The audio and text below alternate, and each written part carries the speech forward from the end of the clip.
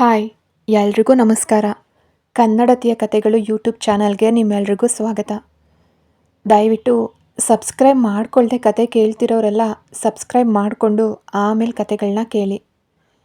ಈಗ contract marriage ಅಧ್ಯಾಯ 5 ಮುಂದುವರಿಸೋಣ. ಪ್ರಿಯದರ್ಶಿನಿ ತಂದೆಯ ಕಣ್ಣೀರಿನ ಹನಿಗಳು ಅಭಿಮನ್ಯುವಿನ ಕೈ ಮೇಲೆ ಬಿದ್ದ ತಕ್ಷಣ ಅವನ ಇಡೀ ದೇಹದಲ್ಲಿ ಒಂದು ಸಣ್ಣ ನಡುಕ ಉಂಟಾಯಿತು. ಜಗತ್ತಿನ ಎಂತಹ ದೊಡ್ಡ ಬಿಸ್ನೆಸ್ ಡೀಲ್ ಮಾಡುವಾಗಲೂ ಕೂಡ ಎದೆಗುಂದದ ಆ ಕಲ್ಲೆದೆಯ ಅಭಿಮನ್ಯು ಒಬ್ಬ ವೃದ್ಧ ತಂದೆಯ ನಿಷ್ಕಲ್ಮಶ ಕಣ್ಣೀರಿನ ಮುಂದೆ ಒಂದು ಕ್ಷಣ ಮೂಕನಾಗಿ ಹೋದ. ಅವನ ಮನಸ್ಸಿನಲ್ಲಿದ್ದ ಅಹಂಕಾರದ ಗೋಡೆಗೆ ಆ ಕಣ್ಣೀರು ಥಟ್ಟನೆ ಬಡ್ದಂತಾಯ್ತು. ತಾನು ಹಣಕ್ಕಾಗಿ ಆಸ್ತಿಗಾಗಿ ಈ ಮುಗ್ಧ ತಂದೆಯ ಮಗಳನ್ನು ಕೇವಲ 1 ವರ್ಷದ ಕಾಂಟ್ರಾಕ್ಟ್ ವಸ್ತುವಾಗಿ ಮಾಡ್ಕೊಂಡಿದ್ದೀನಿ ಅನ್ನೋ ಸತ್ಯ ನೆನಪಾದಾಗ ಅವನ ಒಳಗಿದ್ದ ಮನುಷ್ಯತ್ವ ಎಲ್ಲೋ ಒಂದು ಕಡೆ ಸಣ್ಣಗೆ ಚುಚ್ಚಿತ್ತು. ಗೋಡೆ ಮರೆಯಲ್ಲಿ ನಿಂತಿದ್ದ ಪ್ರಿಯದರ್ಶಿನಿ ತಂದೆಯ ಮಾತುಗಳನ್ನು ಕೇಳಿ ಬಾಯಿಗೆ ಕೈ ಅಡ್ಡ ಇಟ್ಕೊಂಡು ಬಿಕ್ಕಿ ಬಿಕ್ಕಿ ಅಳ್ತಿದ್ಲು. ಅಭಿಮನ್ಯು ಸುರೇಶ್ ಅವರ ಮುಖವನ್ನು ನೋಡ್ದ. ಆ ಕಣ್ಣುಗಳಲ್ಲಿ ಕೇವಲ ಒಬ್ಬ ತಂದೆಯ ಅಸಹಾಯಕತೆ ಮತ್ತೆ ಅಳಿಯನ ಮೇಲಿರೋ ಅಚಲವಾದ ನಂಬಿಕೆ ಮಾತ್ರ ಕಾಣಿಸ್ತಿತ್ತು. ಅಭಿಮನ್ಯು ತಕ್ಷಣವೇ ತನ್ನ ಕೈಯನ್ನು ಹಿಂತೆಗೆದುಕೊಳ್ಳದೆ ಸುರೇಶ್ ಅವರ ಕೈಯನ್ನು ಮೆಲ್ಲಗೆ ಒತ್ತಿ, ಯೋಚನೆ ಮಾಡಬೇಡಿ ಅಂಕಲ್, ಪ್ರಿಯಾಗೆ ಯಾವುದೇ ತೊಂದರೆ ಆಗದೇ ಇರೋ ಹಾಗೆ ನಾನು ನೋಡ್ಕೋತೀನಿ ಅಂತ ಮೊದಲ ಬಾರಿಗೆ ಯಾವುದೇ ನಟನೆ ಇಲ್ಲದೆ ಒಳಗಿನ ಸಣ್ಣ ಅಪರಾಧ ಪ್ರಜ್ಞೆಯಿಂದ ಹೇಳ್ದ. ಆದರೆ ಈ ಭಾವನೆ ಎಷ್ಟು ದಿನ ಉಳಿಯುತ್ತೆ? ಕಾಂಟ್ರಾಕ್ಟ್ ನಿಯಮಗಳ ನಡುವೆ ಪ್ರಿಯದರ್ಶಿನಿಯ ಬದುಕು ಹೇಗೆ ಸಾಗುತ್ತೆ ನೋಡೋಣ ಮುಂದೆ. ಸುರೇಶ್ ಅವರ ಕಣ್ಣೀರು ಮತ್ತು ಅವರು ಆಡಿದ ಮಾತುಗಳು ಉಂಟು ಮಾಡಿದ ನಿಶ್ಶಬ್ದವನ್ನು ಭೇದಿಸ್ಕೊಂಡು ರೋಹಿಣಿ ಅಡುಗೆ ಮನೆಯಿಂದ ಹೊರಗಡೆಗೆ ಬಂದರು. ಅಳಿಯಂದ್ರೆ, ಊಟ ಸಿದ್ಧವಾಗಿದೆ, ಬಿಸಿ ಇರುವಾಗಲೇ ಊಟ ಮಾಡಿಬಿಡಿ ಅಂತ ಪ್ರೀತಿಯಿಂದ ಕರೆದ್ರು. ತಾಯಿಯ ಧ್ವನಿ ಕೇಳ್ತಿದ್ದಂತೆ ಪ್ರಿಯದರ್ಶಿನಿ ತಕ್ಷಣ ತನ್ನ ಕಣ್ಣೀರು ಒರೆಸ್ಕೊಂಡು ಮುಖನ ಸಹಜವಾಗಿಟ್ಕೊಂಡು ಹಾಲ್ಗೆ ಬಂದ್ಲು.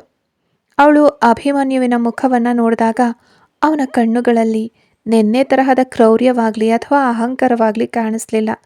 ಬದಲಿಗೆ ಅಲ್ಲಿ ಒಂದು ರೀತಿಯ ನಿಗೂಢ ಮೌನ ಆವರಿಸಿತ್ತು. ಮನೆಯ ಒಂದು ಮೂಲೆಯಲ್ಲಿ ನೆಲದ ಮೇಲೆ ಚಾಪೆನ ಹಾಸಲಾಗಿತ್ತು. ಅದರ ಮುಂದೆ 2 ಬಾಳೆ ಎಲೆಗಳನ್ನು ಹಾಕಿ ಅಚ್ಚುಕಟ್ಟಾಗಿ ಸಿದ್ಧಪಡಿಸಲಾಗಿತ್ತು. ಅಭಿಮನ್ಯು ತನ್ನ ಇಡೀ ಜೀವನದಲ್ಲಿ ಎಂದಿಗೂ ನೆಲದ ಮೇಲೆ ಕೂತು ಊಟ ಮಾಡಿದವನೇ ಅಲ್ಲ. 5 ಸ್ಟಾರ್ ಹೋಟೆಲ್ಗಳ ಡೈನಿಂಗ್ ಟೇಬಲ್ಗಳಲ್ಲೇ ಅಭ್ಯಾಸವಾಗಿದ್ದ ಅವನಿಗೆ ನೆಲದ ಮೇಲೆ ಕೂತ್ಕೊಳ್ಳೋದೇ ಒಂದು ಸವಾಲಾಗಿತ್ತು. ಅವನು ಕೊಂಚ ಹಿಂಜರಿತ ತನ್ನ ಬ್ರ್ಯಾಂಡೆಡ್ ಪ್ಯಾಂಟ್ ಮುದುರದೇ ಇರೋ ಹಾಗೆ ನೆಲದ ಮೇಲೆ ಕೂತ್ಕೊಂಡ. ಪ್ರಿಯದರ್ಶಿನಿ ಅವನ ಪಕ್ಕದಲ್ಲೇ ಬಂದು ಕೂತ್ಲು. ರೋಹಿಣಿ ಮತ್ತು ಪ್ರಿಯದರ್ಶಿನಿ ತಂಗಿಯರು ಬಡಿಸೋಕೆ ಶುರು ಮಾಡಿದ್ರು. ಹಳೆ ಕಾಲದ ಹಿತ್ತಾಳೆ ಪಾತ್ರೆಗಳಿಂದ ಬಿಸಿ ಬಿಸಿ ಅನ್ನ, ರಸಂ, ತರಕಾರಿ, ಪಲ್ಯ ಮತ್ತು ಹಪ್ಪಳಗಳನ್ನು ಎಲೆ ಮೇಲೆ ಬಡಿಸಿದ್ರು. ಕೊನೆಯಲ್ಲಿ ರೋಹಿಣಿ ಅವರು ತಾವೇ ಸ್ವತಃ ಕೈಯಾರೆ ತಯಾರಿಸಿದ ಬಿಸಿ ಬಿಸಿ ಗೋಧಿ ಪಾಯಸನ ಒಂದು ಸಣ್ಣ ಬಟ್ಟಲಿನಲ್ಲಿ ತಂದಿಟ್ರು. ತುಂಬ ಸರಳವಾದ ಅಡುಗೆ ಅಳಿಯಂದ್ರೆ, ನಮ್ಮ ಶಕ್ತಿಗೆ ತಕ್ಕ ಹಾಗೆ ಮಾಡಿದ್ದೀವಿ, ಏನಾದರೂ ತಪ್ಪಿದ್ರೆ ಕ್ಷಮಿಸಿ ಅಂತ ರೋಹಿಣಿ ಅವರು ವಿನಯದಿಂದ ಕೈ ಮುಗಿದ್ರು. ಅಭಿಮನ್ಯು ಎಲೆ ಮೇಲಿದ್ದ ಊಟವನ್ನು ನೋಡ್ದ. ಮನೆ ತುಂಬ ಹರಡಿದ್ದ ಆ ರಸಂ ಮತ್ತು ಪಾಯಸದ ಪರಿಮಳ ಅವನಿಗೆ ಹೊಸದಾಗಿತ್ತು. ಅವನು ಮೆಲ್ಲನೆ ಕೈಯಿಂದ ಅನ್ನ ಪ್ರಸಾದವನ್ನು ಕಲಸಿ ಮೊದಲ ತುತ್ತು ಬಾಯಿಗಿಟ್ಟ. ರುಚಿಯಾದ ಆ ಹಳ್ಳಿಯ ಶೈಲಿಯ ಅಡುಗೆಯ ರುಚಿ ಅವನ ನಾಲಿಗೆಗೆ ತಗುಲ್ತಾ ಇದ್ದಂತೆ ಅವನು ಆಶ್ಚರ್ಯಚಕಿತನಾದ. ಕೋಟ್ಯಾಂತರ ರೂಪಾಯಿ ಖರ್ಚು ಮಾಡಿ ತಿನ್ನೋ ದೊಡ್ಡ ದೊಡ್ಡ ಹೋಟೆಲ್ಗಳ ಊಟದಲ್ಲೂ ಸಿಗದ ಒಂದು ವಿಶಿಷ್ಟವಾದ ತೃಪ್ತಿ, ಪ್ರೀತಿ ಆ ತುತ್ತಿನಲ್ಲಿತ್ತು. ಅವನು ಯಾವುದೇ ಸಣ್ಣತನ ತೋರದೆ ಸದ್ದಿಲ್ಲದೆ ಊಟ ಮುಗಿಸ್ದ. ರೋಹಿಣಿಯವರು ಆಸೆಯಿಂದ ಮತ್ತಷ್ಟು ಪಾಯಸವನ್ನು ಬಡಿಸಿದಾಗ ಬೇಡ ಅಂತ ಹೇಳಿದೆ ಅದನ್ನು ತಿಂದ. ಪ್ರಿಯದರ್ಶಿನಿ ಗಂಡನ ಈ ನಡವಳಿಕೆಯನ್ನು ಅತ್ಯಂತ ಸೂಕ್ಷ್ಮವಾಗಿ ಗಮನಿಸ್ತಿದ್ಲು. ಅವಳಿಗೆ ತನ್ನ ಹೆತ್ತವರ ಕಷ್ಟದ ಅಡುಗೆಯನ್ನು ಅಭಿಮನ್ಯು ಗೌರವಿಸಿ ತಿಂದಿದ್ದನ್ನು ಕಂಡು ಮನಸ್ಸಿನಲ್ಲೇ ಒಂದು ಸಣ್ಣ ನಿಟ್ಟುಸಿರು ಮತ್ತು ಧನ್ಯತಾ ಭಾವ ಮೂಡಿತ್ತು. ಊಟ ಮುಗಿದ ನಂತರ ಹೊರಡೋ ಸಮಯ ಹತ್ತಿರ ಬಂದಿತ್ತು. ಸುರೇಶ್ ಮತ್ತು ರೋಹಿಣಿ ಅಳಿಯ ಮಗಳಿಗೆ ಮಂಗಳ ದ್ರವ್ಯ ನೀಡಿ ಇಬ್ಬರ ತಲೆಯ ಮೇಲೂ ಕೈ ಇಟ್ಟು ಭಾವುಕರಾಗಿ ಆಶೀರ್ವದಿಸಿದ್ರು. ಶಿವದರ್ಶಿನಿ ಮತ್ತು ಜಯದರ್ಶಿನಿ ಇಬ್ಬರೂ ಅಕ್ಕನನ್ನು ತಪ್ಪಿಕೊಂಡು ಬೇಗ ಬೇಗ ಅಂದರೆ ಆಗಾಗ ಮನೆಗೆ ಬರ್ತಾ ಇರುವ ಅಕ್ಕ ಅಂತ ಕಣ್ಣೀರು ಹಾಕಿದರು. ಪ್ರಿಯದರ್ಶಿನಿ ಎಲ್ರಿಗೂ ಬಾಯ್ ಹೇಳಿ ಭಾರವಾದ ಹೃದಯದಿಂದ ಕಾರಿನ ಕಡೆಗೆ ನಡೆದ್ಲು. ಮತ್ತೆ ಕಾರು ಬೆಂಗಳೂರಿನ ರಸ್ತೆಗೆ ಇಳಿತು. ಆದರೆ ಈ ಬಾರಿಯ ಪ್ರಯಾಣದಲ್ಲಿ ಮುಂಚಿನ ತರಹದ ಜಗಳ ಇರಲಿಲ್ಲ. ಇಬ್ಬರ ನಡುವೆ ಕೇವಲ ನಿಶ್ಶಬ್ದ ಮಾತ್ರ ಇತ್ತು. ಅಭಿಮನ್ಯು ಕಾರ್ ಚಲಾಯಿಸ್ತಿದ್ರು. ಅವನ ಮನಸ್ಸಿನಲ್ಲಿ ಸುರೇಶ್ ಅವರ ಕಣ್ಣೀರು ಮತ್ತು ಆ ಪುಟ್ಟ ಮನೆಯ ಮುಗ್ಧತೆ ಪದೇ ಪದೇ ಸುಳಿದು ಹೋಗ್ತಿತ್ತು. ಕಾರು ಅರ್ಧ ದಾರಿ ತಲುಪಿದಾಗ ಅಭಿಮನ್ಯು ಮೌನವನ್ನು ಮುರಿದು ರಸ್ತೆ ಕಡೆಗೆ ನೋಡ್ತಲೇ ತಣ್ಣನೆಯ ಧ್ವನಿಯಲ್ಲಿ ಹೇಳ್ದ, ನಿನ್ನ ಹೆತ್ತವರು ತುಂಬ ಒಳ್ಳೆಯವರು ಪ್ರಿಯದರ್ಶಿನಿ ಅಂತ. ಪ್ರಿಯದರ್ಶಿನಿ ಆಶ್ಚರ್ಯದಿಂದ ಅವನ ಕಡೆ ತಿರುಗಿ ನೋಡಿದ್ಲು. ಕೋಪದ ಜ್ವಾಲೆ ಉಗುಳುತ್ತಾ ಇದ್ದ ಗಂಡನ ಬಾಯಿಂದ ಇಂತಹ ಮಾತು ಬಂದಿದ್ದನ್ನು ಅವಳಿಗೆ ನಂಬೋಕ್ಕೂ ಸಾಧ್ಯ ಆಗಲಿಲ್ಲ. ಅಭಿಮನ್ಯು ಮತ್ತೆ ಮುಂದುವರಿಸ್ತಾ, ಆದರೆ ನೆನಪಿರಲಿ, ಅವರ ಒಳ್ಳೆತನ ಈ ಕಾಂಟ್ರ್ಯಾಕ್ಟನ್ನು ಬದಲಾಯಿಸೋಕೆ ಸಾಧ್ಯ ಇಲ್ಲ. ನಾನು ನಿನಗೆ ಕೊಟ್ಟಿರೋ ಹಣ ನಿನ್ನ ತಂದೆಯ ಜೀವ ಉಳಿಸಿದೆ. 1 ವರ್ಷದ ನಂತರ ಈ ಮದುವೆ ಮುರಿದು ಬೀಳುವಾಗ ನಿನ್ನ ಹೆತ್ತವರ ಹೃದಯ ಹೊಡೆಯುತ್ತೆ. ಆ ನೋವನ್ನು ನಿಭಾಯಿಸೋ ಜವಾಬ್ದಾರಿ ನಿಂದೆ. ಹಾಗಾಗಿ ಇನ್ಮೇಲೆ ಇಂತಹ ಭಾವನಾತ್ಮಕ ಸನ್ನಿವೇಶಗಳನ್ನು ಆದಷ್ಟು ಕಮ್ಮಿ ಮಾಡು ಅಂತ ತನ್ನ ಕಠಿಣ ಬಿಸ್ನೆಸ್ ಬುದ್ಧಿಯನ್ನು ಮರಳಿ ತಂದುಕೊಂಡು ಮಾತಾಡ್ದ. ಅವನ ಮಾತು ಕೇಳಿದ ಪ್ರಿಯದರ್ಶಿನಿಯ ಮುಖದಲ್ಲಿದ್ದ ಸಣ್ಣ ನಗು ತಕ್ಷಣವೇ ಮಾಯವಾಯಿತು. ಹೌದು, ಇವನು ಎಂದಿಗೂ ಬದಲಾಗದ ಕಲ್ಲೆದೆಯ ಮನುಷ್ಯ ಅಂತ ಅವಳಿಗೆ ಅರ್ಥ ಆಯಿತು. ಅವಳು ಕಿಟಕಿಯ ಹೊರಗಡೆ ಮುಖ ತಿರುಗಿಸ್ಕೊಂಡು ಕಣ್ಣೀರು ಜಾರದಂತೆ ತಡೆ ಹಿಡಿದ್ಲು. ತವ್ರ ಮನೆಯ ಪ್ರೀತಿಯ ಉಸಿರು ಒಣಗಿ ಮತ್ತೆ ಅರಮನೆಯಂತಹ ನರಕಕ್ಕೆ ಹೋಗೋ ದಾರಿ ಅವಳ ಕಣ್ಣೆದುರು ತೆರೆದುಕೊಳ್ತಾ ಇತ್ತು. ಕಾರು ಅಭಿಮನ್ಯು ಮನೆ ಮುಂದೆ ಬಂದು ನಿಂತಾಗ ಸಂಜೆಯ ಮೊಬ್ಬು ಕತ್ತಲು ಆವರಿಸ್ಕೊಳ್ತಿತ್ತು. ಕಾರಿನಿಂದ ಇಳಿದ ತಕ್ಷಣ ಅಭಿಮನ್ಯು ಎಂದಿನಂತೆ ತನ್ನ ಗಂಭೀರ ಮುಖಭಾವವನ್ನು ಧರಿಸಿ ಯಾವುದೇ ಮಾತಾಡದೆ ತರತರನೆ ಮೆಟ್ಟಿಲು ಹತ್ತಿ ತನ್ನ ರೂಮ್ ಕಡೆಗೆ ಹೋದ. ಪ್ರಿಯದರ್ಶಿನಿ ಕಾರ್ನಲ್ಲಿದ್ದ ತವ್ರ ಮನೆ ತಿಂಡಿ ಡಬ್ಬಿಗಳನ್ನು ಹಿಡ್ಕೊಂಡು ಮೆಲ್ಲನೆ ಹಾಲ್ಗೆ ಪ್ರವೇಶಿಸಿದ್ಲು. ಅಲ್ಲಿ ವೀಣಾ ಅವರು ಸೋಫಾ ಮೇಲೆ ಕೂತು ಏನೋ ಯೋಚಿಸ್ತಾ ಇದ್ರು.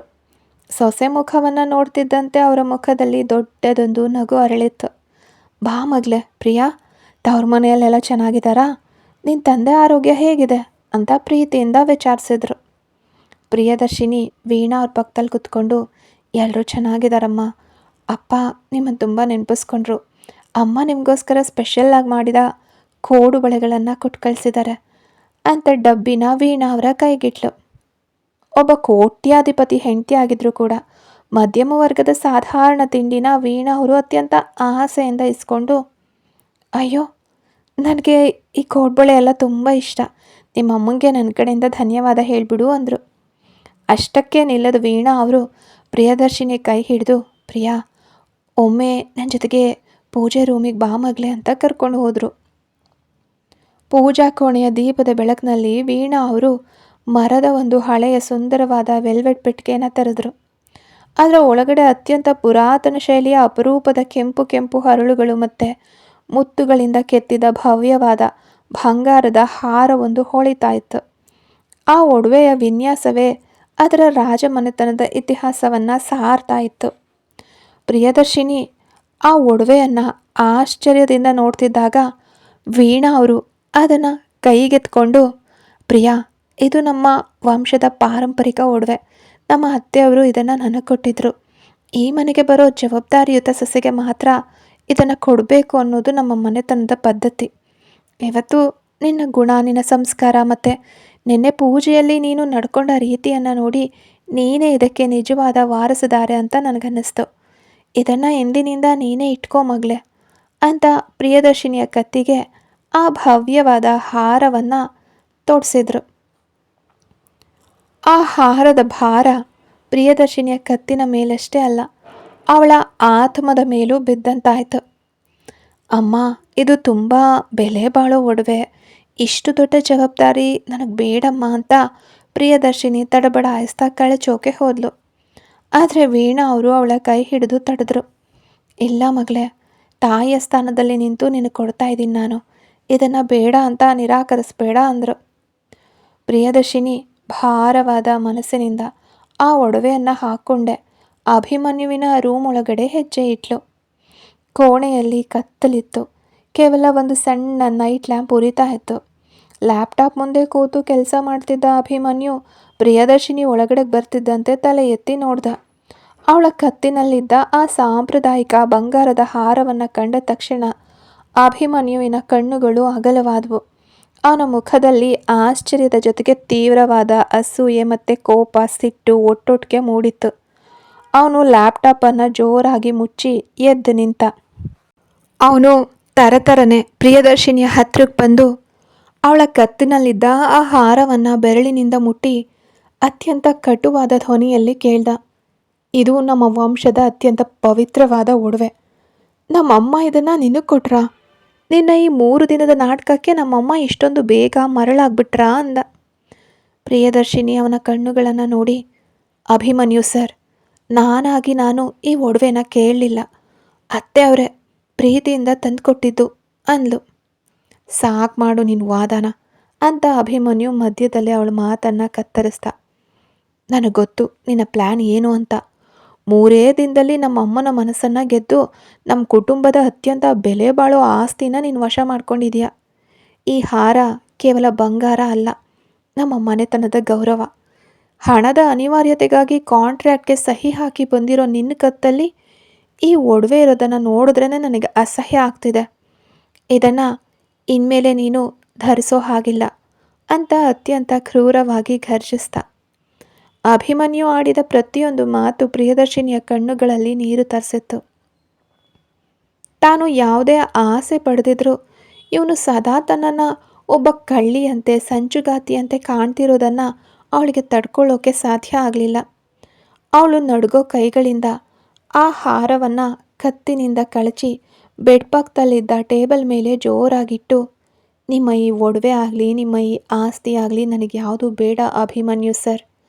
1 ವರ್ಷ ಮುಗಿದ ತಕ್ಷಣ ನಿಮ್ಮ ಈ ಅರಮನೆಯಿಂದ ನಾನು ಕೇವಲ ನನ್ನ ಹಳೆಯ ಬಟ್ಟೆಗಳ ಸೂಟ್ಕೇಸ್ ಹಿಡ್ಕೊಂಡು ಹೊರಟು ಹೋಗ್ತೀನಿ. ನಿಮ್ಮ ಈ ಸಂಶಯದ ಬುದ್ಧಿ ನಿಮ್ಮನ್ನೇ ಒಂದು ದಿನ ಒಂಟಿ ಮಾಡುತ್ತೆ ಅಂತ ಬಿಕ್ಕಿ ಬಿಕ್ಕಿ ಅಳ್ತಾ ಸೋಫಾದ ಕಡೆ ನಡೆದ್ಲು. ಅಭಿಮನ್ಯು ಟೇಬಲ್ ಮೇಲಿದ್ದ ಆ ಹೊಳೆಯೋ ಹಾರವನ್ನು ನೋಡ್ದ. ಪ್ರಿಯದರ್ಶಿನಿಯ ಕಣ್ಣೀರು ಮತ್ತು ಅವಳ ಮಾತುಗಳು ಅವನ ಒಳಗಿದ್ದ ಈಗೋವನ್ನು ಕೆಣಕಿದವು. ಆದರೆ ಆ ಹಾರವನ್ನು ಕಳಚಿದ ಮೇಲೂ ಪ್ರಿಯದರ್ಶಿನಿ ಮುಖದಲ್ಲಿದ್ದ ಆ ಸ್ವಾಭಿಮಾನದ ಕಳೆ ಮಾತ್ರ ಅವನ ಕಣ್ಣಿಗೆ ಎದ್ದು ಕಾಣಿಸ್ತಿತ್ತು.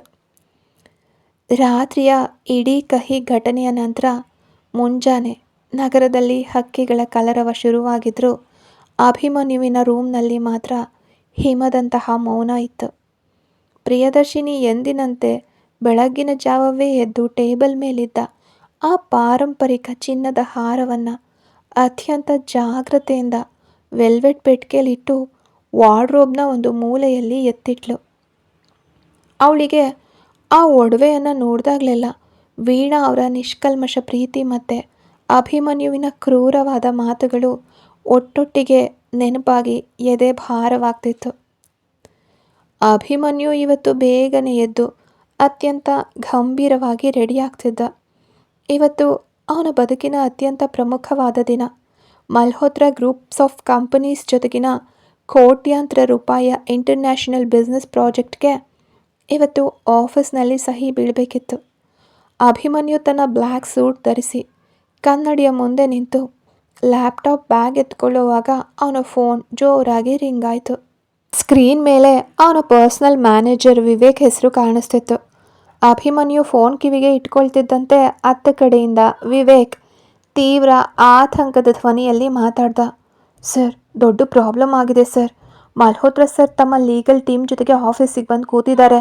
ಆದರೆ ನಾವು ರೆಡಿ ಮಾಡಿದ್ದ ಅಫಿಷಿಯಲ್ ಕಾಂಟ್ರಾಕ್ಟ್ ಫೈಲ್ ಮತ್ತು ಪ್ರೆಸೆಂಟೇಷನ್ ಡಾಕ್ಯುಮೆಂಟ್ಸ್ನ ಮೇನ್ ಫೋಲ್ಡರ್ ನನ್ನ ಸಿಸ್ಟಮ್ನಿಂದ ಡಿಲೀಟ್ ಆಗಿದೆ. ಬ್ಯಾಕಪ್ ಫೈಲ್ ಎಲ್ಲಿದೆ ಅಂತ ಹುಡುಕಿದ್ರೆ ಸಿಗ್ತಾ ಇಲ್ಲ. ಮಲ್ಹೋತ್ರಾ ಸರ್ ಕೇವಲ ಅರ್ಧ ಗಂಟೆ ಮಾತ್ರ ಟೈಮ್ ಕೊಟ್ಟಿದ್ದಾರೆ.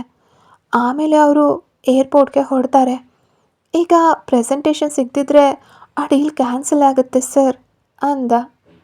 ಈ ಮಾತು ಕೇಳಿದ ತಕ್ಷಣ ಅಭಿಮನ್ಯುಗೆ ಕಾಲ ಕೆಳಗಿನ ಭೂಮಿನೇ ಕುಸಿದಂತಾಯಿತು. ಹಣ, ಸ್ಟೇಟಸ್ ಮತ್ತು ಯಶಸ್ಸನ್ನೇ ತನ್ನ ಪ್ರಾಣ ಅಂದ್ಕೊಂಡಿದ್ದ ಅವನಿಗೆ ಈ ಡೀಲ್ ಕೈ ತಪ್ಪಿ ಹೋದರೆ ಬಿಸ್ನೆಸ್ ಫೀಲ್ಡ್ನಲ್ಲಿ ದೊಡ್ಡ ಅವಮಾನ ಆಗ್ತಿತ್ತು. ವಿವೇಕ್, IT ಟೀಮ್ನವ್ರನ್ನ ಕರೆಸಿ ಡೇಟಾ ರಿಕವರಿ ಮಾಡಿಸು ಅಂತ ಅಭಿಮನ್ಯು ತನ್ನ ರೂಮ್ನಲ್ಲಿ ಜೋರಾಗಿ ಕಿರ್ಚ್ದ. ಸರ್, IT ಹೆಡ್ ಟ್ರೈ ಮಾಡ್ತಿದ್ದಾರೆ. ಆದರೆ ಅದು ಹೈ ಲೆವೆಲ್ ಎನ್ಸ್ಕ್ರಿಪ್ಷನ್ಸ್ ಫೈಲ್ ಆಗಿರೋದ್ರಿಂದ ರಿಕವರಿ ಮಾಡೋಕ್ಕೆ ಕನಿಷ್ಠ 2 ಗಂಟೆ ಬೇಕು ಅಂತ ಹೇಳ್ತಿದ್ದಾರೆ. ಮಲ್ಹೋತ್ರ ಸರ್ ಅಷ್ಟೊತ್ತು ಕಾಯಲ್ಲ ಸರ್ ಅಂತ ವಿವೇಕ್ ಅಸಹಾಯಕನಾಗಿ ಹೇಳ್ದ. ಅಭಿಮನ್ಯು ಹತಾಶೆಯಿಂದ ತನ್ನ ತಲೆ ಕೈಯಲ್ಲಿ ಹಿಡಿದು ಸೋಫಾದ ಮೇಲೆ ಕುತ್ಕೊಂಡ. ಅವನ ಮುಖದಲ್ಲಿ ಮೊದಲ ಬಾರಿಗೆ ಸೋಲಿನ ಭಯ ಎದ್ದು ಕಾಣಿಸ್ತಿತ್ತು. ರೂಮಿನ ಮೂಲೆಯಲ್ಲಿ ನಿಂತು ಇದನ್ನೆಲ್ಲ ಕೇಳ್ತಿದ್ದ ಪ್ರಿಯದರ್ಶಿನಿ ಮೆಲ್ಲನೆ ಅವನ ಹತ್ರಕ್ಕೆ ಬಂದು ನಿಂತಳು. ಅವಳು ಅತ್ಯಂತ ಶಾಂತವಾದ ಧ್ವನಿಯಲ್ಲಿ ಹೇಳಿದ್ಲು, ಅಭಿಮನ್ಯು ಸರ್, ಆ ಫೈಲ್ನ ಹೆಸರೇನು ಮತ್ತು ಅದು ಯಾವ ಸಾಫ್ಟ್ವೇರ್ನಲ್ಲಿ ಎನ್ಕ್ರಿಪ್ಟ್ ಆಗಿದೆ ಅಂತ ಗೊತ್ತಾ ಅಂತ ಕೇಳಿದ್ಲು. ಅಭಿಮನ್ಯು ಸಿಟ್ಟಿನಿಂದ ತಲೆ ಎತ್ತಿ, ನಿನಗೇನು ಗೊತ್ತು ಇದ್ರ ಬಗ್ಗೆ? ಸುಮ್ಮನೆ ನಿನ್ನ ಕೆಲಸ ನೀನು ನೋಡ್ಕೊ. ಇದು ಕೋಟ್ಯಾಂತರ ರೂಪಾಯಿ ಕಾರ್ಪೊರೇಟ್ ಬಿಸ್ನೆಸ್ ಮ್ಯಾಟರ್ ಅಂತ ಗದರಿಸ್ದ. ಸರ್, ನೀವು ಮರ್ತು ಹೋಗಬೇಡಿ, ನಾನು ಮದುವೆಗೆ ಮುಂಚೆ ಇದ್ದ ಕಂಪ್ನೀಲಿ ಲೀಗಲ್ ಡೇಟಾ ಅನಾಲಿಸ್ಟ್ ಮತ್ತು ಸೈಬರ್ ಸೆಕ್ಯುರಿಟಿ ಮ್ಯಾನೇಜರ್ ಆಗಿ ನಾನು ಕೆಲಸ ಮಾಡ್ತಿದ್ದೆ. ನೀವು ಹೇಳ್ತಿರೋ ಆ ಎನ್ಕ್ರಿಪ್ಷನ್ ಫೈಲ್ಗಳನ್ನು ರಿಕವರಿ ಮಾಡೋದು ಹೇಗೆ ಅಂತ ನಂಗೆ ಚೆನ್ನಾಗಿ ಗೊತ್ತಿದೆ. ಈಗ ಅಹಂಕಾರ ಪಡೋ ಸಮಯ ಇದಲ್ಲ.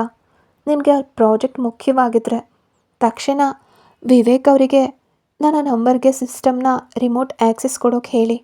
ನಾನು ಇಲ್ಲೇ ಕೂತ್ಕೊಂಡು 5 ನಿಮಿಷದಲ್ಲಿ ಫೈಲ್ ರಿಕವರಿ ಮಾಡಿಕೊಡ್ತೀನಿ ಅಂತ ಪ್ರಿಯದರ್ಶಿನಿ ಅತ್ಯಂತ ದೃಢವಾದ ಮತ್ತು ಆತ್ಮವಿಶ್ವಾಸದ ಧ್ವನಿಯಲ್ಲಿ ಹೇಳಿದ್ಲ. ಅಭಿಮನ್ಯು ಒಂದು ಕ್ಷಣ ಸ್ತಬ್ಧನಾಗಿ ಅವಳನ್ನೇ ನೋಡ್ದ. ತನ್ನ ಇಡೀ ಸಾಮ್ರಾಜ್ಯವೇ ಮುಳುಗ್ತಾ ಇರುವಾಗ ತಾನು ಕೇವಲ ದುಡ್ಡಿನ ಅನಿವಾರ್ಯತೆಗಾಗಿ ತಂದ ಬಡ ಹುಡುಗಿ ಅಂದ್ಕೊಂಡಿದ್ದ ಹೆಂಡತಿಯೇ ತನಗೆ ಕೊನೆಯ ಆಸರೆಯಾಗಿ ನಿಂತಿರೋದು ಅವನಿಗೆ ಅರ್ಥ ಆಯಿತು. ಅವನಿಗೆ ಬೇರೆ ದಾರಿ ಇರಲಿಲ್ಲ. ಅವನು ತಕ್ಷಣ ವಿವೇಕ್ಗೆ ಫೋನ್ ಮಾಡಿ ಪ್ರಿಯದರ್ಶಿನಿಯ ಲ್ಯಾಪ್ಟಾಪ್ಗೆ ಕನೆಕ್ಟ್ ಮಾಡೋಕ್ಕೆ ಆರ್ಡರ್ ಮಾಡ್ದ. ಪ್ರಿಯದರ್ಶಿನಿ ತಕ್ಷಣವೇ ತನ್ನ ಹಳೆಯ ಲ್ಯಾಪ್ಟಾಪ್ ತಗೊಂಡು ಬೆಡ್ ಮೇಲೆ ಕೂತ್ಲು. ಅವಳ ಕೈಗೆ ಬೆರಳುಗಳು ಕೀಬೋರ್ಡ್ ಮೇಲೆ ಮಿಂಚಿನ ವೇಗದಲ್ಲಿ ಚಲಿಸೋಕೆ ಶುರು ಮಾಡಿದವು. ಸ್ಕ್ರೀನ್ ಮೇಲೆ 10 ಕೋಡಿಂಗ್ ಮತ್ತು ಡೇಟಾ ಕಮಾಂಡ್ಗಳು ಓಡೋಕೆ ಶುರು ಮಾಡಿದವು. ಅಭಿಮನ್ಯು ಅವಳ ಪಕ್ಕದಲ್ಲೇ ನಿಂತು ಆತಂಕದಿಂದ ಪ್ರತಿ ಕ್ಷಣವನ್ನು ಎಣಿಸ್ತಿದ್ದ. ಅವಳ ಮುಖದಲ್ಲಿದ್ದ ಆ ವೃತ್ತಿಪರ ಜಾಣ್ಮೆ ಮತ್ತು ಏಕಾಗ್ರತೆ ಅವನನ್ನು ಬೆರಗಾಗಿಸಿತ್ತು. ಕೇವಲ 4 ನಿಮಿಷಕ್ಕೆ ಪ್ರಿಯದರ್ಶಿನಿಯ ಮುಖದಲ್ಲಿ ಸಣ್ಣದೊಂದು ನೆಮ್ಮದಿಯ ನಗು ಮೂಡಿತ್ತು. ಅವಳು ಎಂಟರ್ ಕೀ ಒತ್ತಿ, ಡನ್ ಸರ್, ನಿಮ್ಮ ಮೇನ್ ಪ್ರೆಸೆಂಟೇಷನ್ ಮತ್ತು ಲೀಗಲ್ ಕಾಂಟ್ರ್ಯಾಕ್ಟ್ ಫೈಲ್ ಕಂಪ್ಲೀಟಾಗಿ ರಿಕವರ್ ಆಗಿದೆ. ವಿವೇಕ್ ಸಿಸ್ಟಮ್ಗೆ ಕಳಿಸ್ಕೊಟ್ಟಿದ್ದೀನಿ ಅಂದ್ಲು. ತಕ್ಷಣವೇ ವಿವೇಕ್ನಿಂದ ಅಭಿಮನ್ಯುಗೆ ಫೋನ್ ಬಂತು. ಸರ್, ಫೈಲ್ ಸಿಕ್ತು ಸರ್. ಮಲ್ಹೋತ್ರ ಸರ್ ಪ್ರೆಸೆಂಟೇಷನ್ ನೋಡಿ ತುಂಬ ಇಂಪ್ರೆಸ್ ಆಗಿದ್ದಾರೆ. ಡೀಲ್ ಓಕೆ ಆಗಿದೆ ಸರ್ ಅಂತ ಖುಷಿಯಿಂದ ಕಿರಿಚಿದ. ಅಭಿಮನ್ಯು ಫೋನ್ ಇಟ್ಟು ನಿಟ್ಟುಸಿರು ಬಿಟ್ಟ. ಒಂದು ದೊಡ್ಡ ಆಪತ್ತಿನಿಂದ ತನ್ನ ಕಂಪನಿ ಇವತ್ತು ಪಾರಾಗಿತ್ತು. ಅವನು ಪ್ರಿಯದರ್ಶಿನಿ ಕಡೆಗೆ ನೋಡ್ದ. ಅವಳು ಮೌನವಾಗಿ ತನ್ನ ಲ್ಯಾಪ್ಟಾಪನ್ನು ಮುಚ್ಚಿ ಎದ್ದು ನಿಂತಳು. ಅವಳ ಕಣ್ಣುಗಳಲ್ಲಿ ತನಗೆ ಸಹಾಯ ಮಾಡಿದೆ ಅನ್ನೋ ಗರ್ವ ಇರಲಿಲ್ಲ. ಬದಲಿಗೆ ನನ್ನ ಸ್ವಾಭಿಮಾನಕ್ಕೆ ಈಗೋದ ಬೆಲೆ ಕಟ್ಟಬೇಡಿ ಅಂತ ತಣ್ಣನೆಯ ಸಂದೇಶವಿತ್ತು. ಅಭಿಮನ್ಯುವಿಗೆ ಧನ್ಯವಾದ ಹೇಳಬೇಕು ಅನಿಸಿದ್ರು ಕೂಡ ಅವನ ಒಳಗಿದ್ದ ಪುರುಷ ಅಹಂಕಾರ ಅವನನ್ನು ತಡೀತಿತ್ತು. ಆದರೆ ಇವತ್ತಿನ ಈ ಘಟನೆ ಅವರಿಬ್ಬರ ನಡುವೆ ಕಾಂಟ್ರ್ಯಾಕ್ಟ್ ಬದುಕಿನಲ್ಲಿ ಒಂದು ಹೊಸ ತಿರುವು ತರುವುದರಲ್ಲಿ ಸಂಶಯವಂತೂ ಇರಲಿಲ್ಲ. ಮರುದಿನ ಮುಂಜಾನೆ ಮನೆಯ ವಾತಾವರಣದಲ್ಲಿ ಎಂದಿನ ಚಟುವಟಿಕೆ ಇರಲಿಲ್ಲ. ಪ್ರತಿದಿನ 6 ಗಂಟೆ ಆಗ್ತಿದ್ದಂತೆ ಪೂಜಾ ರೂಮ್ನಿಂದ ಕೇಳಿಬರ್ತಿದ್ದ ಗಂಟೆ ಸದ್ದಾಗಲಿ ವೀಣಾ ಅವರ ಮೃದುವಾದ ಧ್ವನಿ ಆಗಲಿ ಇಂದು ಕೇಳಿಸ್ಲಿಲ್ಲ. 5 ಗಂಟೆಗೆ ಎದ್ದು ಅಡುಗೆ ಮನೆಗೆ ಬಂದಿದ್ದ ಪ್ರಿಯದರ್ಶಿನಿ ಕಾಫಿ ಡಿಕಾಕ್ಷನ್ ಸಿದ್ಧಪಡಿಸಿ ಅತ್ತೆ ಮಾವನಿಗೋಸ್ಕರ ಕಾಯ್ತಿದ್ಲು. 7:15 ಆದರೂ ವೀಣಾ ಅವರು ಕೆಳಗಡೆ ಇಳಿದು ಬರದೇ ಇದ್ದಿದ್ದನ್ನು ಕಂಡು ಅವಳಿಗೆ ಅನುಮಾನ ಶುರುವಾಯಿತು. ಅಷ್ಟರಲ್ಲೇ ಅನಂತ್ ಅವರು ಮೇಲಿನ ಮಹಡಿಯಿಂದ ಧಾವಂತದಿಂದ ಇಳಿದು ಬಂದರು. ಅವರ ಮುಖದಲ್ಲಿ ತೀವ್ರವಾದ ಆತಂಕ ಇತ್ತು.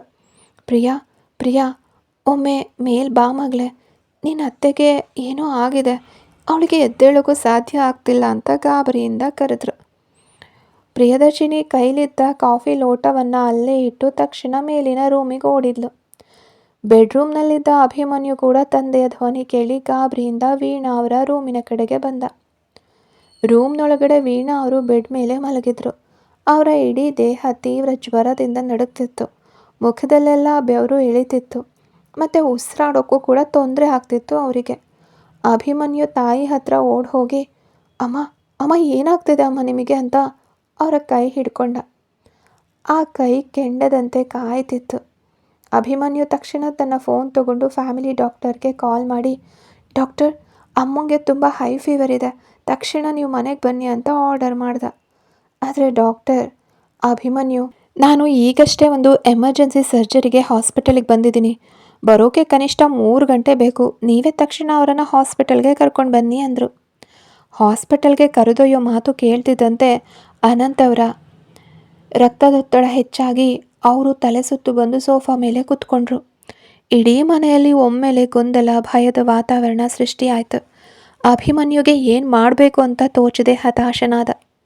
ಆ ತಲ್ಲಣದ ಮಧ್ಯೆ ಪ್ರಿಯದರ್ಶಿನಿ ಅತ್ಯಂತ ಶಾಂತವಾಗಿ ಮತ್ತು ಜಾಣ್ಮೆಯಿಂದ ಪರಿಸ್ಥಿತಿಯನ್ನು ನಿಭಾಯಿಸಿದ್ಲು. ಅವಳು ಅಭಿಮನ್ಯುವಿನ ಕಡೆಗೆ ತಿರುಗಿ, ಅಭಿಮನ್ಯು ಸರ್, ಗಾಬರಿ ಆಗಬೇಡಿ, ಅತ್ತೆ ಅವರಿಗೆ ತೀವ್ರವಾದ ವೈರಲ್ ಇನ್ಫೆಕ್ಷನ್ ಮತ್ತು ಚಳಿ ಜ್ವರ ಬಂದಿರೋ ಹಾಗೆ ಕಾಣಿಸ್ತಿದೆ. ಮೊದಲು ಮಾವನವರನ್ನು ಪಕ್ಕದ ರೂಮಿಗೆ ಕರ್ಕೊಂಡು ಹೋಗಿ ಅವರಿಗೆ BP ಟ್ಯಾಬ್ಲೆಟ್ ಕೊಡಿ, ನಾನು ಅತ್ತೆಯವರನ್ನು ನೋಡ್ಕೋತೀನಿ ಅಂದ್ಲು ದೃಢವಾದ ಧ್ವನಿಯಲ್ಲಿ. ಅವಳು ತಕ್ಷಣ ಅಡುಗೆ ಮನೆಗೆ ಓಡಿ ಹೋಗಿ ಒಂದು ಪಾತ್ರೆಯಲ್ಲಿ ತಣ್ಣೀರು ಮತ್ತು ಸ್ವಚ್ಛವಾದ ಬಿಳಿ ಬಟ್ಟೆನ ತಂದ್ಲು. ವೀಣಾ ಅವರ ತಲೆ ಮೇಲೆ ತಣ್ಣೀರಿನ ಪಟ್ಟಿಯನ್ನು ಇಡೋಕೆ ಶುರು ಮಾಡಿದ್ಲು. 15 ನಿಮಿಷಕ್ಕೊಮ್ಮೆ ಬಟ್ಟೆಯನ್ನು ಒದ್ದೆ ಮಾಡಿ ಇಡ್ತಾ ಜ್ವರದ ತಾಪಮಾನವನ್ನು ಕಡಿಮೆ ಮಾಡೋಕ್ಕೆ ಪ್ರಯತ್ನಿಸಿದ್ಲು. ಜೊತೆಗೆ ತವ್ರ ಮನೆಯಲ್ಲಿದ್ದಾಗ ತನ್ನ ತಂದೆಯ ಅನಾರೋಗ್ಯದ ಸಮಯದಲ್ಲಿ ಡಾಕ್ಟರ್ ಹೇಳ್ಕೊಟ್ಟಿದ್ದ ಪ್ರಥಮ ಚಿಕಿತ್ಸೆಯ ಜ್ಞಾನವನ್ನು ಬಳಸಿದ್ಲು. ಶುಂಠಿ, ತುಳಸಿ ಮತ್ತು ಮೆಣಸು ಹಾಕಿ ಒಂದು ವಿಶೇಷವಾದ ಆಯುರ್ವೇದ ಕಷಾಯವನ್ನು ತಯಾರಿಸಿ ತಂದು ವೀಣಾ ಅವರನ್ನು ಮೆಲ್ಲಗೆ ಎಪ್ಸಿ ಕುಡಿಸಿದ್ಲು. ಸುಮಾರು 1 ಗಂಟೆ ಸತತ ಹೋರಾಟದ ನಂತರ ವೀಣಾ ಅವರ ದೇಹದ ತಾಪಮಾನ, ಬಿಸಿ ನಿಧಾನವಾಗಿ ಕಡಿಮೆ ಆಯಿತು. ನಡುಕ ನಿಂತಿತ್ತು. ಉಸಿರಾಟ ಸಹಜ ಸ್ಥಿತಿಗೆ ಬಂದಿತ್ತು. ಅವ್ರು ನಿಧಾನವಾಗಿ ಕಣ್ಬಿಟ್ಟು ಸೊಸೆಯ ಮುಖ ನೋಡಿ, ಪ್ರಿಯಾ ಅಂತ ದಣಿದ ಧ್ವನಿಯಲ್ಲಿ ಕರೆದ್ರು. ಪ್ರಿಯದರ್ಶಿನಿ ಅವರ ಕೈಯನ್ನು ಮೃದುವಾಗಿ ಒತ್ತಿ, ನಾನು ಇಲ್ಲೇ ಇದ್ದೀನಮ್ಮ, ಜ್ವರ ಕಮ್ಮಿ ಆಗಿದೆ, ನೀವು ರೆಸ್ಟ್ ತಗೊಳ್ಳಿ ಅಂತ ಹೇಳಿದ್ಲು ತಾಯಿಯ ಮಮತೆಯಿಂದ. ರೂಮಿನ ಬಾಗಿಲ ಬಳಿ ನಿಂತು ಇದನ್ನೆಲ್ಲ ನೋಡ್ತಿದ್ದ ಅಭಿಮನ್ಯುಗೆ ಒಮ್ಮೆಲೆ ಆಶ್ಚರ್ಯ ಮತ್ತು ಗೌರವ ಒಟ್ಟಿಗೆ ಮೂಡಿದ್ವು. ಕೋಟ್ಯಾಂತರ ರೂಪಾಯಿ ಹಣ ಇದ್ರೂ ಇಂತಹ ತುರ್ತು ಪರಿಸ್ಥಿತಿಯಲ್ಲಿ ತಾಯಿಯ ಜೀವ ಉಳಿಸೋಕೆ ತನ್ನ ಹಣ ಉಪಯುಕ್ತವಾಗಲಿಲ್ವಲ್ಲ. ಬದಲಿಗೆ ಪ್ರಿಯದರ್ಶಿನಿಯಲ್ಲಿದ್ದ ತಾಳ್ಮೆ, ಪ್ರೀತಿ ಮತ್ತು ದಕ್ಷತೆ ತನ್ನ ತಾಯಿಯನ್ನು ಕಾಪಾಡ್ತು ಅನ್ನೋ ಸತ್ಯ ಅವನಿಗೆ ಮನವರಿಕೆ ಆಯಿತು. ಅವಳು ಕೇವಲ ಕಾಂಟ್ರಾಕ್ಟ್ ಹೆಂಡತಿಯಾಗಿರದೆ ಈ ಮನೆಯ ನಿಜವಾದ ರಕ್ಷಕಿಯಾಗಿ ನಿಂತಿರೋದನ್ನು ಅವನ ಕಣ್ಣುಗಳು ಒಪ್ಕೊಂಡ್ವು. ಆದರೆ ಈ ಘಟನೆ ಅವನ ಕಲ್ಲೆದೆಯನ್ನು ಎಷ್ಟರ ಮಟ್ಟಿಗೆ ಕರಗಿಸುತ್ತೆ ಅಂತ ಮುಂದೆ ನೋಡೋಣ. ಕತೆ ಇಷ್ಟ ಆಗ್ತಿದ್ರೆ ಲೈಕ್ ಮಾಡಿ, ಸಬ್ಸ್ಕ್ರೈಬ್ ಮಾಡ್ಕೊಳ್ದೆ ನೋಡ್ತಿದ್ರೆ ಸಬ್ಸ್ಕ್ರೈಬ್ ಮಾಡ್ಕೊಂಡು ಕತೆಗಳನ್ನ ಕೇಳಿ.